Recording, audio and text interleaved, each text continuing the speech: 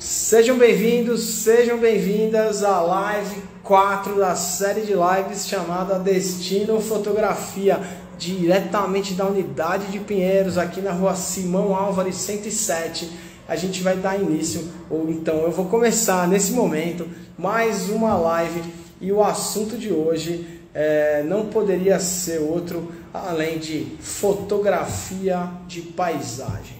A fotografia de paisagem é esse tema tão explorado ou tão procurado, não só pelos iniciantes, como pelos avançados aí na fotografia. E sobre o que a gente vai discorrer hoje? Primeiro, a gente vai conceituar, vamos pensar o que é essa fotografia de paisagem.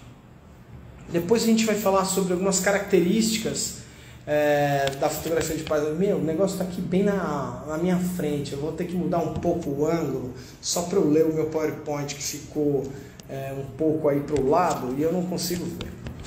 Depois a gente vai ver qual é o objetivo dessa fotografia de paisagem. Então a gente vai falar sobre o conceito de fotografia de paisagem, as características que a gente vai perceber nesse tipo de fotografia e, por fim, na parte prática, as decisões que a gente deve tomar antes de pensar não só no ensaio, mas numa viagem, enfim, nessa prática da fotografia de paisagem.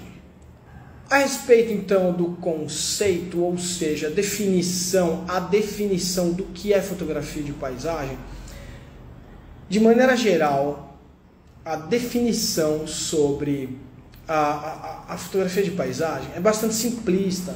Por quê? Diz pra mim, responde aí no chat, o que é uma fotografia de paisagem? Simples, não? É a gente fotografar, a gente representar uma cena da natureza, da maioria das vezes, né?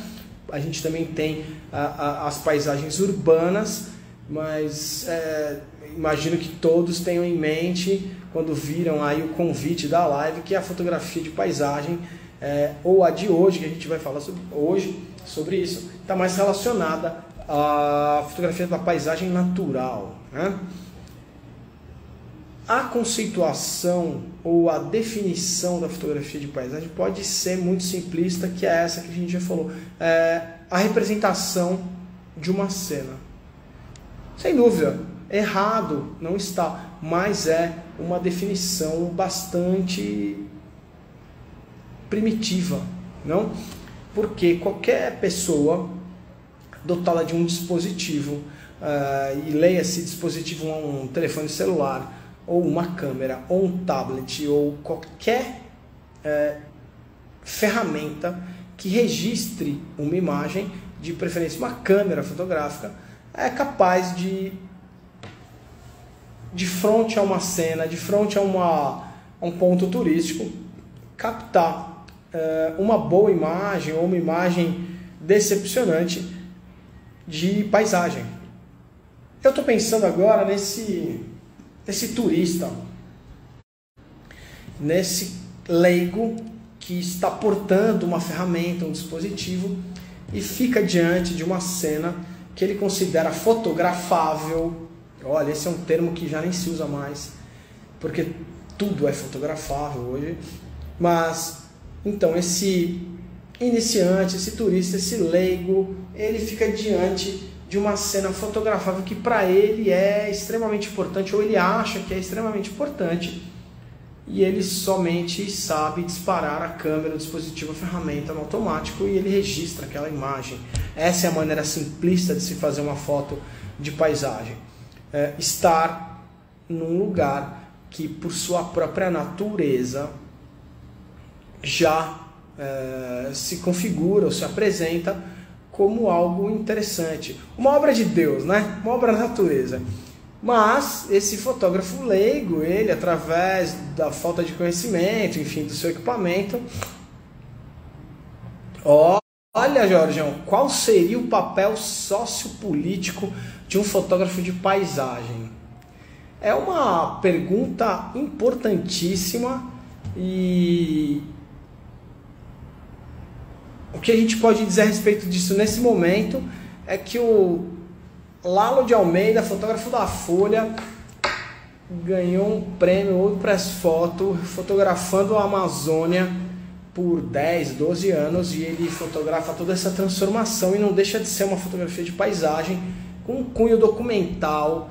Ele é um fotojornalista que traz um discurso ou uma denúncia a respeito do tratamento daquele ambiente nos últimos 10 anos. E ele vence, ou ele ganha, enfim, é eleito o melhor ensaio fotográfico do Ouro Press Photo, se não me engano, 2021, enfim, ou 2022, vai estar ou está lá em Amsterdã, porque acho que rola em maio, um festival lá em Amsterdã.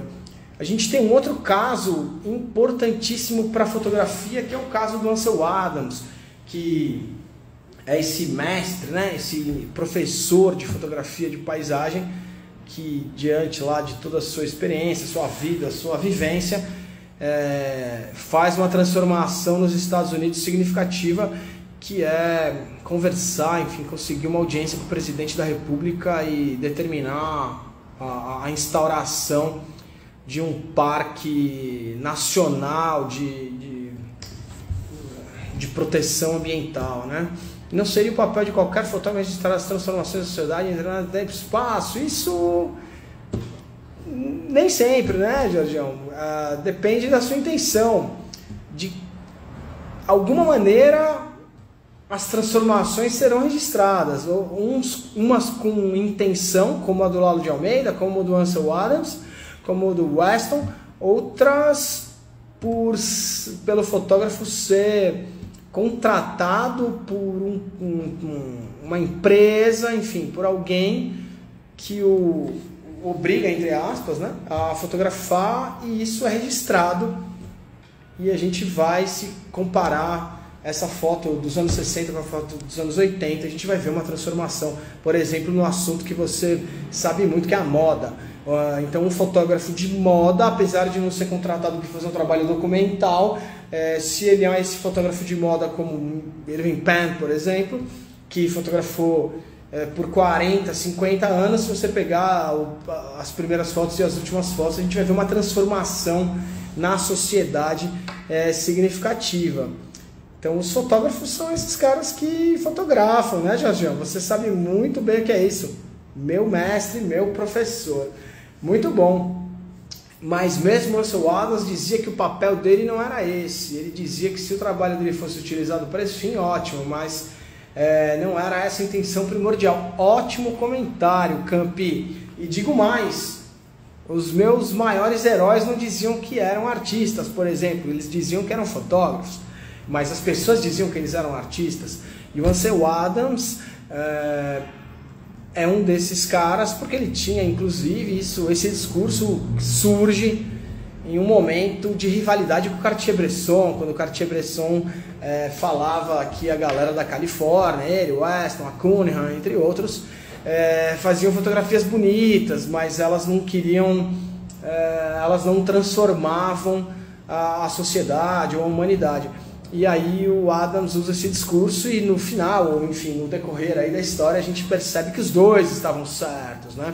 O Bresson com o seu discurso a respeito da fotografia que registra a história, que vai contar a história, e a gente tem o Adams, que é esse cara que só quer fazer a foto daquele ambiente onde ele viveu por muitos anos, e sim viu essa transformação, e sim é o responsável pela criação do parque. Ou seja, além de fotógrafo, ele também era esse ambientalista, né? Esse cara que já via lá nos anos 20 algo que a gente está vendo nesse momento ser discutido com muita importância, com muita relevância, enfim.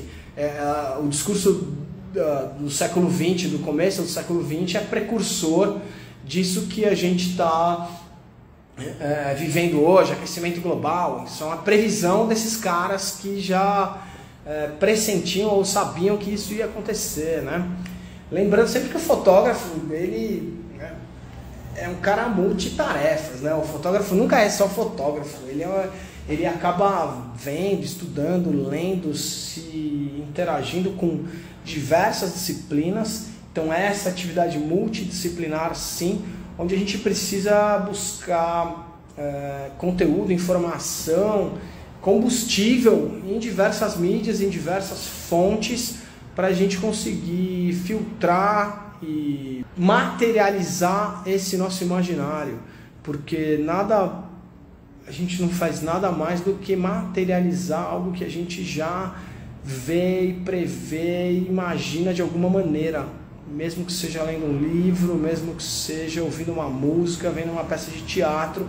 Isso transforma o seu imaginário de alguma maneira, que te faz pensar nessa sua produção, nessa sua manifestação expressiva, que é a fotografia. Nossa, quantas divagações, hein, minha gente? Ótimo! E a gente só falou sobre o conceito da fotografia de paisagem, aquele conceito simplista de que é a representação de uma cena. Mas para a gente avançar nesse assunto, hoje o fotógrafo tem que aprender, além de tudo isso, marketing, inicialmente de redes sociais. O clique é um pequeno passo. Eu entendo aí o seu argumento sobre o marketing, sobre as redes sociais, mas assim, o assunto, o viés, a maneira de enxergar a fotografia que está sendo abordado aqui, não é nem essa fotografia comercial, mas é a fotografia como estilo de vida, como manifestação expressiva, é a fotografia pela fotografia.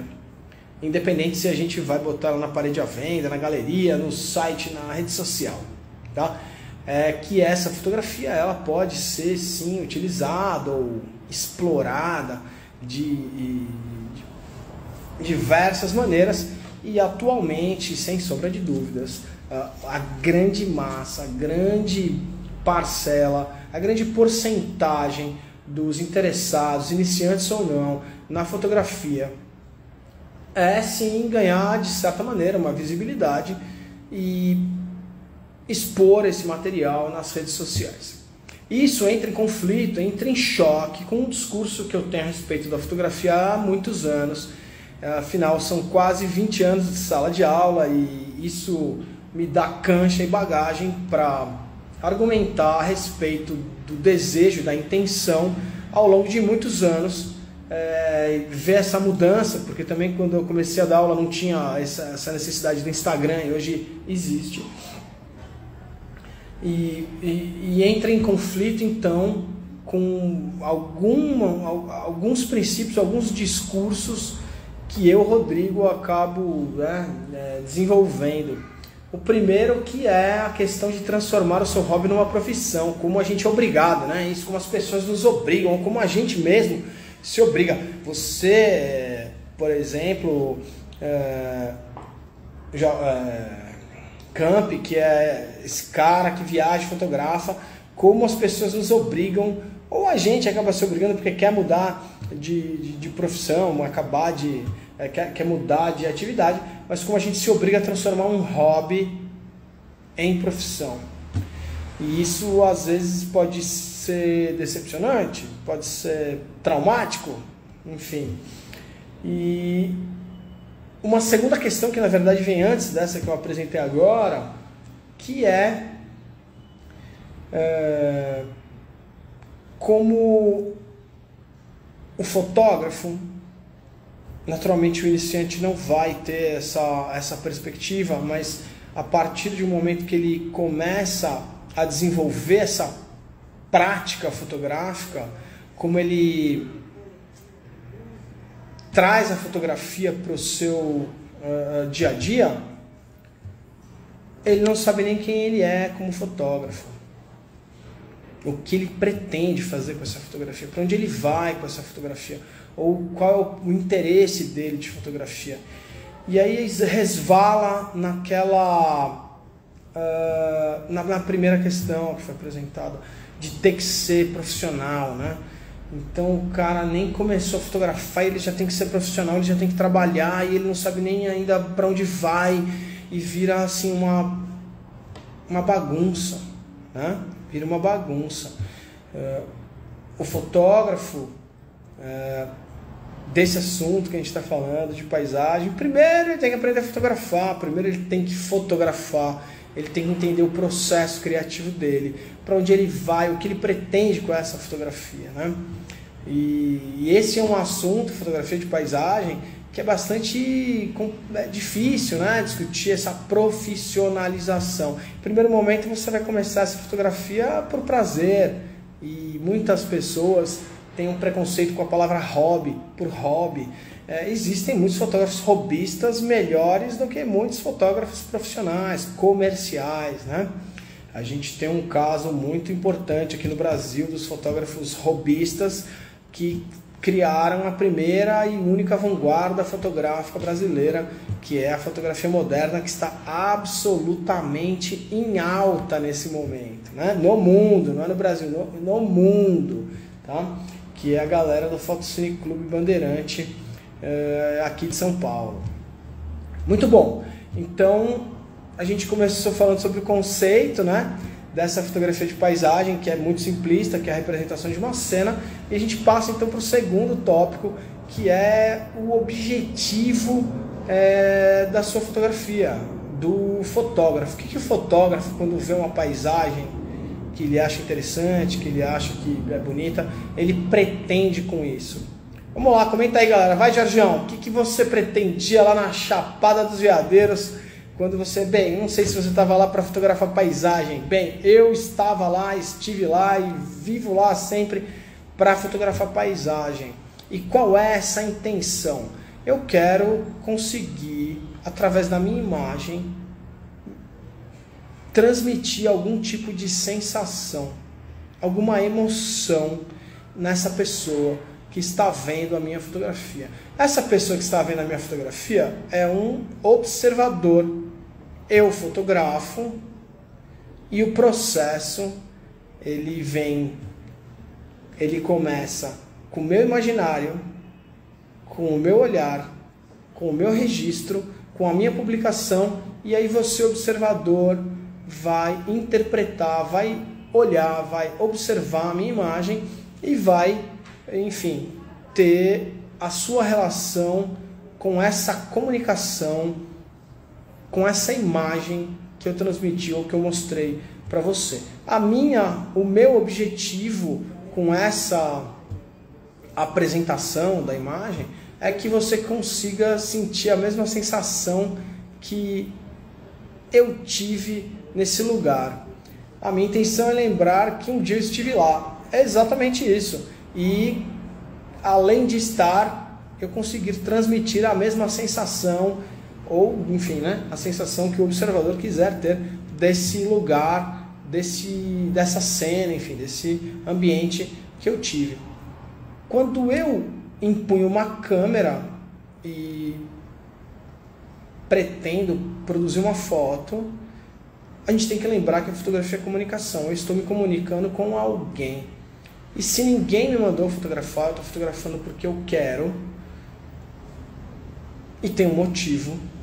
Isso é uma manifestação expressiva. É o que as pessoas entendem como fotografia artística ou transformar o meu olhar numa obra de arte. Isso também pode ser mais uma das bobagens que a gente tem ouvido ou lido nas redes sociais. Mas você que tem uma relação séria, uma relação restrita com a prática fotográfica e que tem uma ideia, que cria um conceito e vai procurar suas paisagens, você é um autor, é alguém que está produzindo é uma produção cultural, uma produção autoral através de fotografia. A gente tem as pessoas que escrevem, as pessoas que criam músicas, e nós somos fotógrafos. A gente tem os pintores, a gente tem os escultores, e nós, fotógrafos, fotografamos. Então, nós somos autores e produtores de um bem cultural. Muito bom. E como eu vou fazer isso, né? Como você, enfim, esse autor, esse produtor, esse cara que empunha a câmera e consegue transformar as suas fotografias numa comunicação? Primeiro eu tenho que pensando sempre que o tema e o assunto é esse, que é a fotografia de paisagem. Bem, em primeiro momento eu tenho que compreender algumas características estéticas e técnicas que acontecem nesse tipo de fotografia. Quais são as técnicas que melhor representam esse tipo de fotografia? E naturalmente, a gente aqui no século XXI, 2022, a gente não está inventando nada. O que pode acontecer é uma melhoria de equipamento, de tecnologia, mas a linguagem fotográfica ela não foi alterada desde quando a fotografia surgiu em 1839, ou melhor, antes disso, quando a fotografia usou como base a pintura, que já vem de séculos, e suas técnicas e suas características continuam presentes até hoje, inclusive na nossa fotografia. Um bom exemplo disso é, por exemplo, a regra dos terços, ou a utilização do ponto de fuga. Essas duas maneiras de construir a imagem são utilizadas pelos fotógrafos, e isso vem desde, enfim, né? Não sou professor de História da Arte. Então eu tenho que compreender algumas técnicas e estéticas que já existem, que são mais bem aceitas, e eu posso explorar essa estética ou essa técnica. A gente já falou que deve ser compreendido então que a fotografia é um meio de comunicação e que ela vai ser uma ponte, ela vai ser algo que vai ser visto por alguém, o observador. E qual vai ser então essa a finalidade dessa minha imagem? Eu vou usar essa imagem para postar na rede social, eu vou vender ela em galeria, enfim. O que realmente importa é que você crie um conceito e desenvolva um trabalho, uma série de fotos que de alguma maneira você possa chamar de o seu ensaio sobre aquela viagem, sobre aquele tour, enfim, sobre aquela empreitada, certo? Aí a gente passa para as características dessa fotografia, dessa prática fotográfica, que é, enfim, como é que você faz foto de paisagem? As fotos de paisagem, de maneira geral, da paisagem natural, necessitam que você se desloque para algum lugar. Aqui em São Paulo, por exemplo, a gente está na capital nesse momento. Para que você consiga fotografias de paisagem, você vai ter que pegar o carro, um transporte que te leve para algum lugar que seja 30, 40, 50, 60 quilômetros daqui, para você conseguir executar esse trabalho. A primeira característica relevante sobre essa fotografia de paisagem é que a gente não interfere na cena. O fotógrafo não interfere de fato na cena. O fotógrafo tem seu equipamento, ele se informa sobre o lugar, ele faz as suas pesquisas, mas ele não, na hora de fotografar, ele não vai alterar a cena com as suas próprias mãos. Ele vai ficar à mercê da natureza, do horário, da temperatura, do clima. Uma segunda característica importante é que o fotógrafo de paisagem ele tem uma forte relação com a realidade. Isso também é uma opinião do Rodrigo, né? Porque a grande maioria das fotos de paisagem, elas têm essa relação direta com a realidade, onde eu não uso muitos artifícios do software de manipulação para alterar essa fotografia. É certo que a gente tem também um outro segmento aí da fotografia de paisagem que pode fazer toda essa alteração, mas isso fica bem óbvio que acontece. Um bom exemplo é quando eu fotografo com um filtro infravermelho e faço uma conversão para colorido. A sua imagem vai ficar muito diferente da realidade, mas para qualquer pessoa de qualquer lugar do planeta que vê essas fotos e vai falar, bem, isso aqui não é exatamente, né, essa paisagem não é exatamente desse jeito. Isso é uma visão, um ponto de vista desse cara sobre esse lugar. Então, sim, existem maneiras de se fotografar que não condizem com a realidade, mas que deixam bem claras que isso, essa é a proposta. Um exemplo de fotografia que deveria estar relacionada com a realidade, mas enfim, o tratador ele faz não acontecer, é quando eu mudo um céu, por exemplo. Eu faço uma foto em um ambiente X, mas o céu não está lá do jeito que eu gosto, eu pego um outro céu e coloco nessa fotografia de paisagem. Isso pode? Pode. Lógico que pode. Pode tudo, a foto é sua. Mas tem os diferentes estilos e tipos de fotógrafos. O meu tipo vai dizer, olha, eu não mudaria esse céu, nem que seja para melhorar a minha imagem, porque a minha imagem é uma representação sim dessa cena, esse conceito bastante simplista, mas também é uma comunicação que eu faço com o meu observador que tem total relação com a realidade. Mas é o meu jeito de ver o mundo, é a minha fotografia. Talvez ela nem venda por isso, mas é isso. Se você prefere alterar um céu para deixar a sua imagem melhor, pode. A foto é sua. Uma terceira característica é que já existe um consenso entre os leigos, entre as pessoas que se interessam pela fotografia, do que é bonito, do que é belo, né?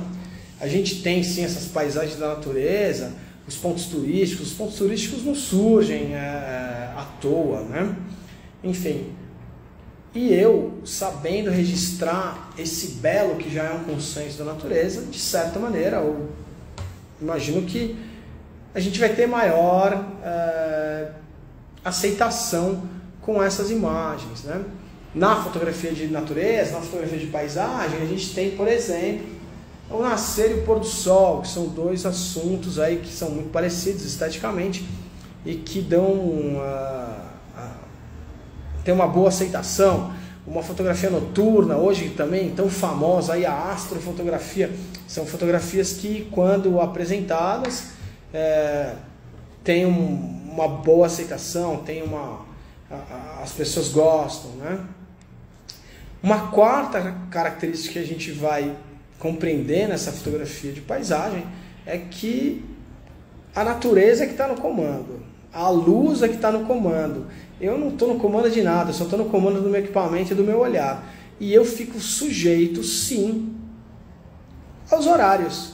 E por isso é importante que eu estude, que eu me informe a respeito dessas informações, né? Seja do clima, seja dos horários de nascimento, do nascer do sol, do pôr do sol, quando vai surgir a lua. Enfim, eu, fotógrafo, tenho que ter essas informações para que facilite o meu trabalho, né?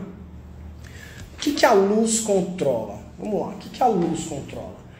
A primeira coisa que a luz controla é a exposição, naturalmente. Avançando isso, é a cor.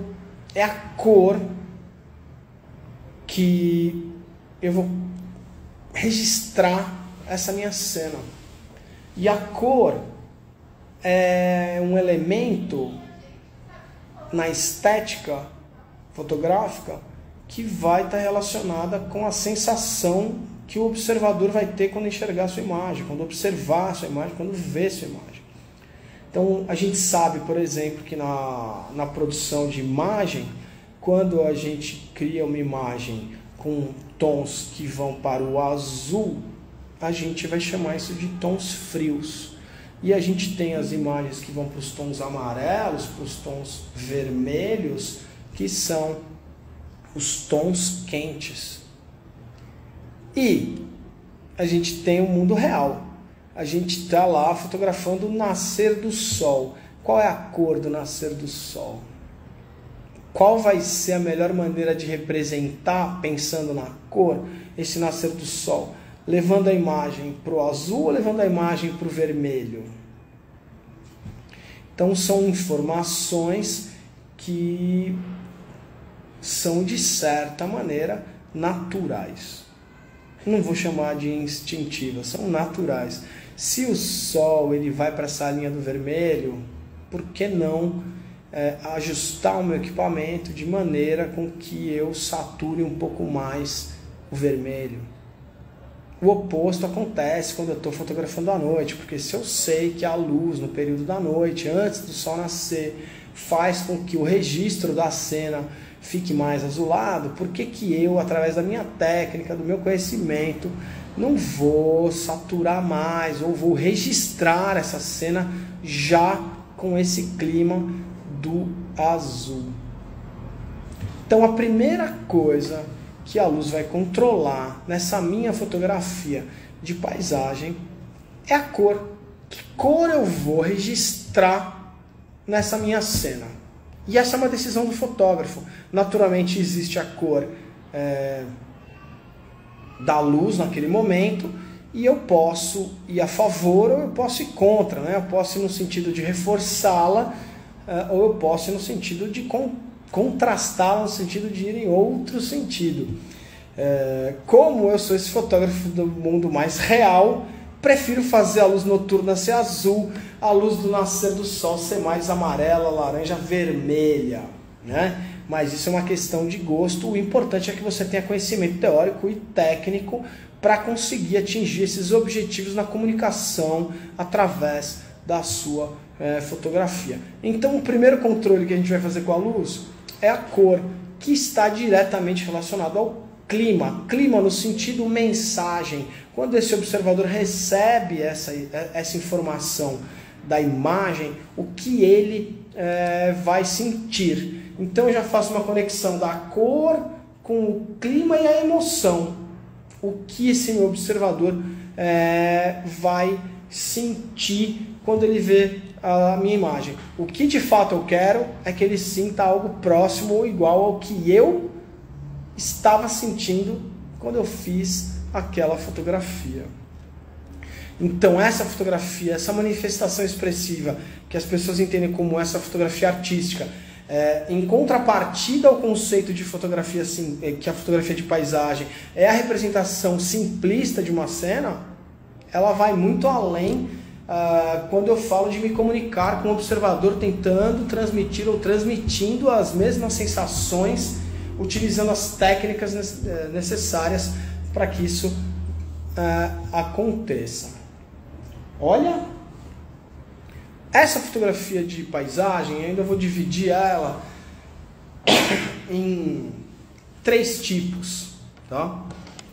Eu posso fazer uma fotografia representativa, que é essa que a gente está falando até agora, onde eu represento a cena, represento um recorte de uma paisagem, de um lugar que por alguns motivos eu achei interessante, seja pela sua cor, seja pela sua textura, pelo seu volume, pela formação do relevo, pela neblina, pelo movimento da água. Então a gente tem uma série de possibilidades para dar o interesse para o fotógrafo se dirigir até aquele lugar e registrar aquela cena.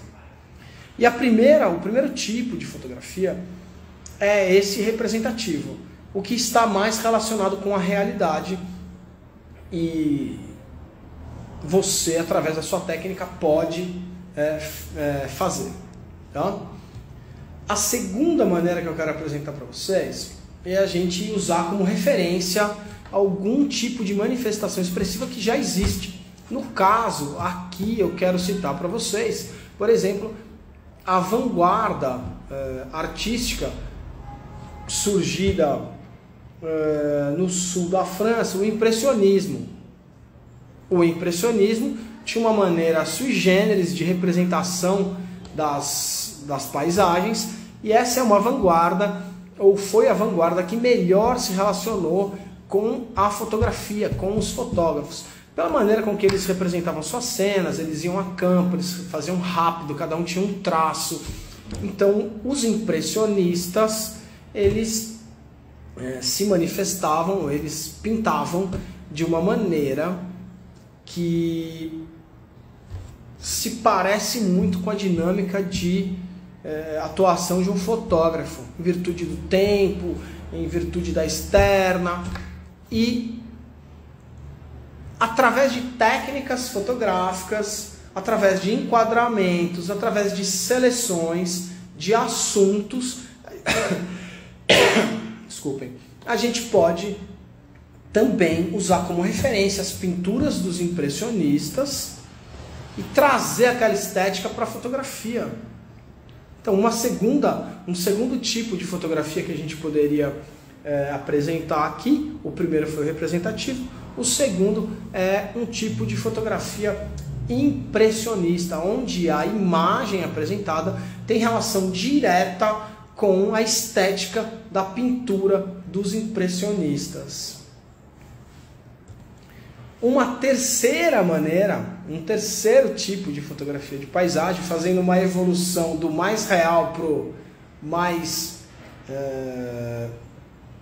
abstrato, o terceiro tipo de fotografia é o abstrato, onde eu faço recortes mais contundentes, ou onde eu uso mais uma textura, onde eu uso um enquadramento, onde inicialmente o observador não consegue de fato, ou em primeiro momento, entender exatamente o que é aquilo, ou seja, tem uma relação oposta com a fotografia representativa, mas por fim, depois de uma análise um pouco mais aprofundada, o observador percebe e entende que tipo de textura, que tipo de relevo, que tipo de folhagem é aquela para conseguir transformar aquele recorte em fotografia, em um tipo de fotografia de paisagem. Então a gente falou de 3 tipos de fotografia: a representativa, a impressionista e a abstrata.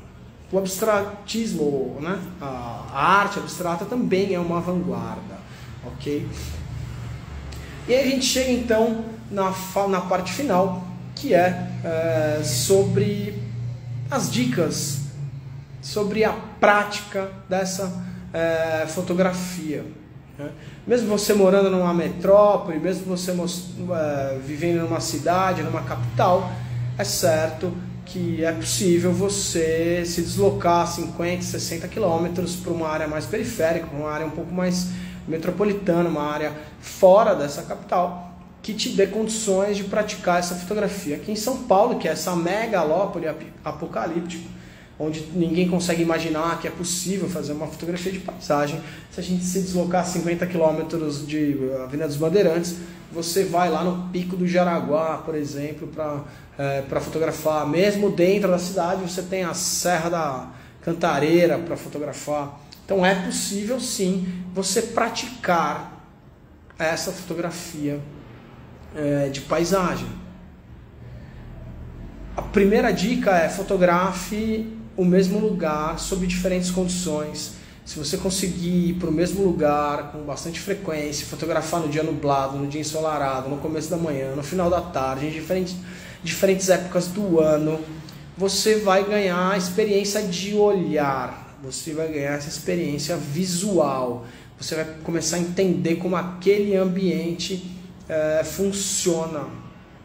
E isso essa prática ela vai somando as informações e você vai desenvolvendo a sua criatividade através dessa relação empírica com o ambiente, e passa a fotografar e registrar e ter isso em seu portfólio, ter diferentes situações do mesmo lugar. Quando eu falei sobre a cor, a segunda dica que eu vou dar nesse momento, então, na prática fotográfica, é que você domine o conceito e a prática da temperatura de cor. Porque é bastante comum e é natural, é óbvio até, quando a gente fala sobre fotografia, o iniciante que está aprendendo a fotografia, o primeiro impedimento do fotógrafo iniciante é o equipamento. E existe um discurso bastante engessado, onde se fala sobre os 3 pilares. É um discurso horrível, onde a gente fala dos 3 pilares, onde o fotógrafo tem que compreender os 3 pilares. Os 3 pilares estão falando só sobre a exposição, o diafragma, o ISO, o obturador. Mas tem uma informação importantíssima, que é a temperatura de cor, que hoje a gente chama de white balance, que não é o balanço de branco, é o equilíbrio de branco. Mas dominar o white balance, para isso a gente precisa de um pouco mais de informação, além de somente configurar o white balance na posição que a gente acha que é a correta.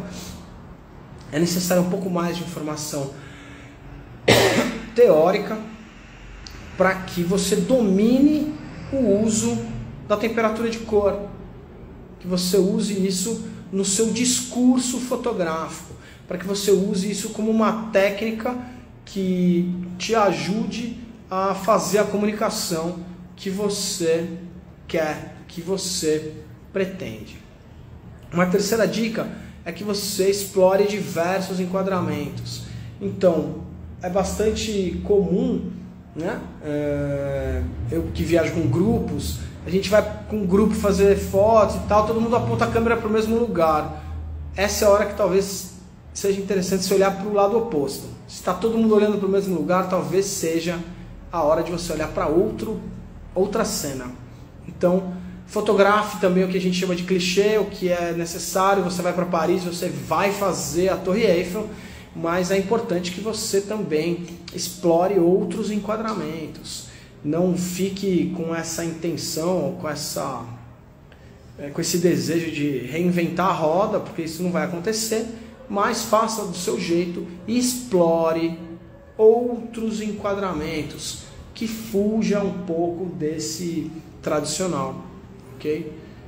Por fim, como dica, e faz parte do conhecimento, utilize as regras de composição. Apesar da gente ver aí um monte de gente falando nesse momento sobre a regra dos terços, que não serve, que não funciona, serve e funciona.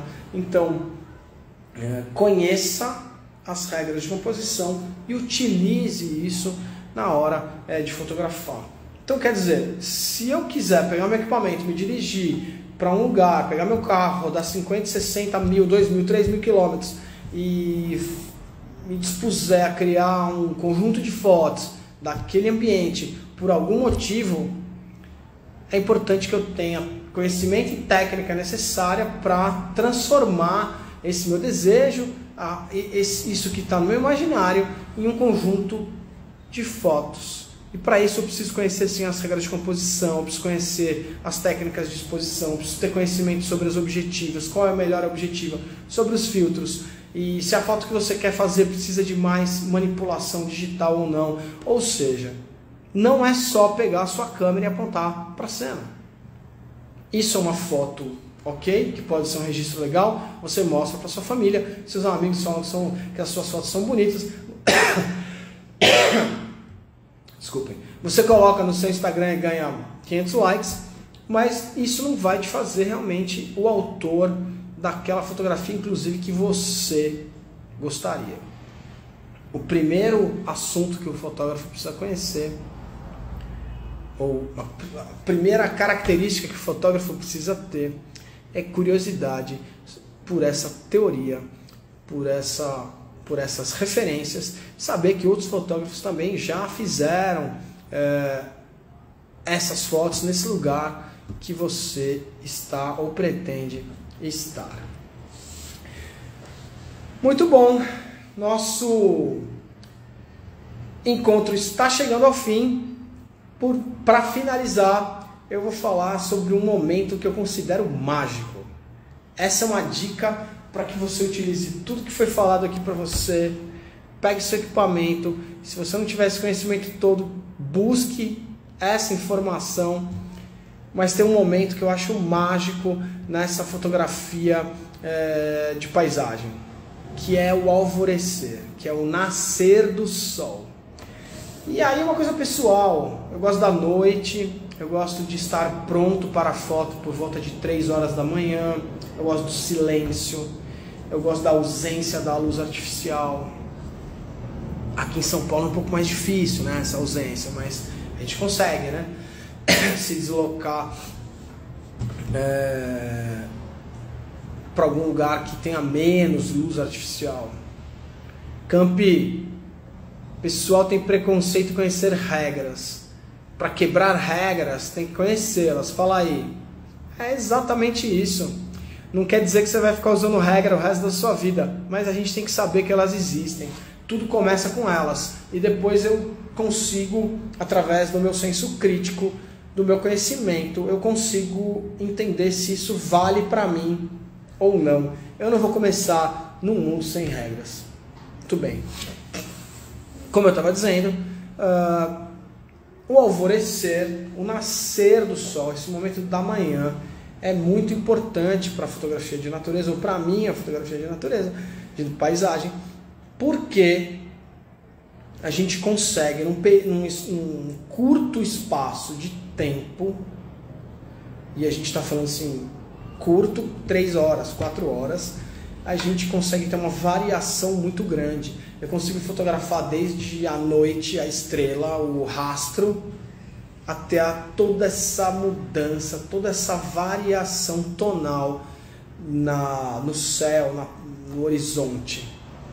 E o relevo aparece, o relevo não aparece, aí tem a neblina, aí tem a garoa, enfim. Esse é um momento que eu considero importante, e vai aí como uma última dica, essa que é de você usar esse momento entre 2h30, 3 da manhã e 6h30, 7 da manhã, que você vai ter uma grande quantidade de possibilidades. E para isso tem que se planejar, né, amigo? Para você não pegar aí a estrada, não subir a pirambeira, não tomar a chuva, não passar o frio, enfim. Então planeje-se para fazer as suas fotografias. Faça o seu planejamento da sua viagem, faça o planejamento da sua empreitada fotográfica. Que massa, galera! Essa então foi a nossa 4ª live da série de lives Destino Fotografia. Fiquem atentos às nossas redes, que no começo da semana que vem mais live por aí. Se você está querendo fazer uma viagem fotográfica, Serra da Canastra está acontecendo em julho. Entre em contato aí com o nosso atendimento. Vai rolar mais uma aventura fotográfica da FUL lá para Minas Gerais, na Serra da Canastra, entre o dia 19 e 23 de julho. Galera, muito obrigado, foi um prazer tê-los aqui, foi muito legal fazer mais uma live, a gente se vê em breve. Viva a fotografia!